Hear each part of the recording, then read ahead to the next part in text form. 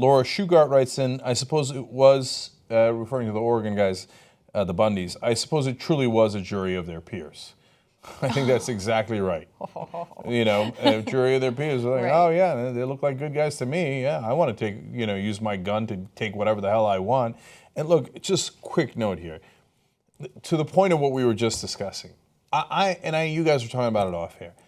I'm shocked, even at this late date, how little I realized that people are invested in the old ways. And how much that informs their assumptions.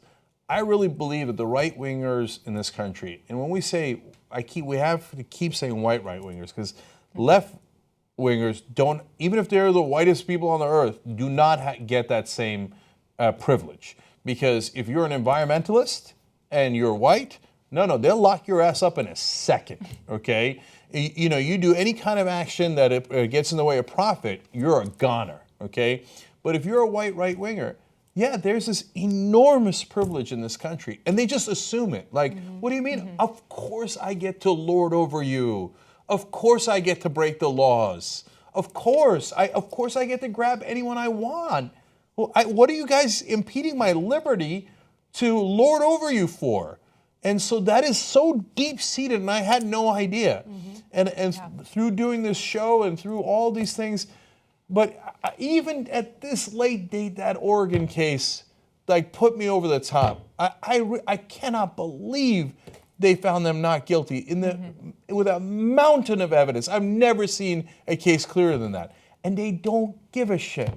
They're like, those are our boys, and so they can't be guilty. They have the right to everything they want. Because that federal building isn't federal, and it isn't yours. It's ours. So if we want, we can take it over with guns anytime we want. That's the jury of our peers. We take, and there's nothing you could do about it. That is what they're used to.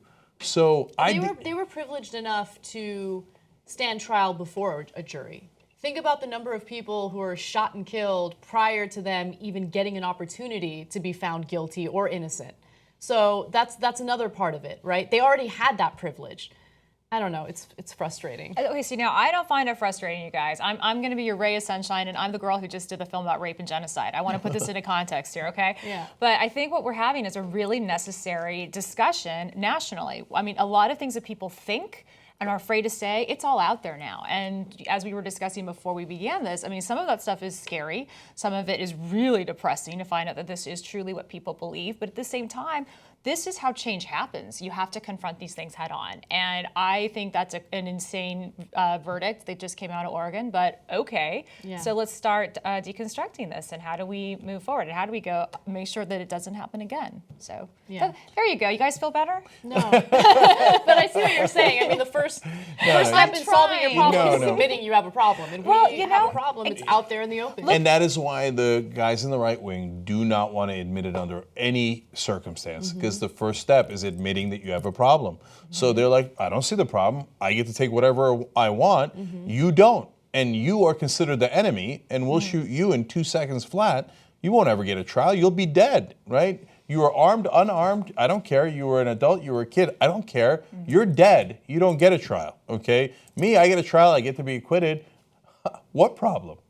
To them, that's the solution, not the problem. But you're right, Michelle. For the whole country, this is how we solve it, because it is not just them anymore, and it's not just their country. And so it's all of our countries, including them, because they think like we think like they do. Like, oh my God, if the minorities take over, they'll do all the things we did. Just take our stuff, and imprison us and do all these things and have all this sense of entitlement, right? They keep talking about entitlement when they have the biggest entitlement complex I have ever seen anywhere, right? But you're wrong.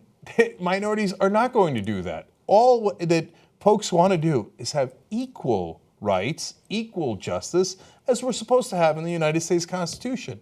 So as much as that bothers them, yes, we will win on this issue. Same thing happened in the civil rights era, where it was uncomfortable to see people getting hit with a baton over the head, and that cavalry charge in Selma, Alabama, and the dogs being sicked on them. And but we got the Civil Rights Act, we got the Voting Rights Act, and it is a slow, hard march toward progress. Yeah. But we will get there, and this is how we get there. The Young Turks isn't just us, it's also you guys. You make this show possible, and we want to thank you for it, and we want to grow together. We want to be too strong. tytnetwork.com/join. Let's do it.